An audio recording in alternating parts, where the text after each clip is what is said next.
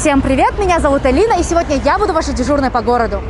Многие душанбинцы уже заметили такой стрит-арт на стенах домов по улице Асадулло Гуломов в районе профсоюзов.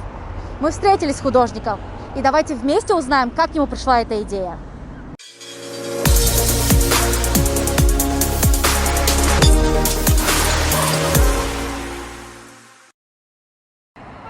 Еще до начала пандемии художник Оймахмад обсудил свой арт-проект лично с председателем района Сино. В Хукумате дали добро, вместе согласовали макеты будущих рисунков. Но к работе художник смог приступить только сейчас, когда карантин был снят. Сначала рисуем, потом подбросим в компьютере, делаем у него компоновки, сделаем вот на всю этот дом. Вот, например, по масштабу, если так взять, 9,5 метров. По бокам 8,5, 8,25, где-то вот так, разный. Потом по масштабу нарисуем его. Для сохранения пропорций сначала на здании рисуется вот такая разметка, и только потом рисунок.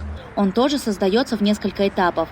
Эскиз карандашом, основные цвета и только потом дополнительные оттенки для объема. Это рисовали веточки от лимона, от персика, от груши. А почему именно эти растения? Потому что они как-то нежные и вызывающие, да, вот люди интересуются. Жители поделились на два лагеря. Женщина из этого дома хотела увидеть не только виноградные листья, но и спелые гроздья. Но в целом душанбинцы довольны такой творческой инициативе. Я живу в этих домах, мне очень нравятся такие узоры, потому что это очень разнообразно, очень красиво. На один дом уходит от 3 до 7 дней. Рисовать получается только во второй половине дня.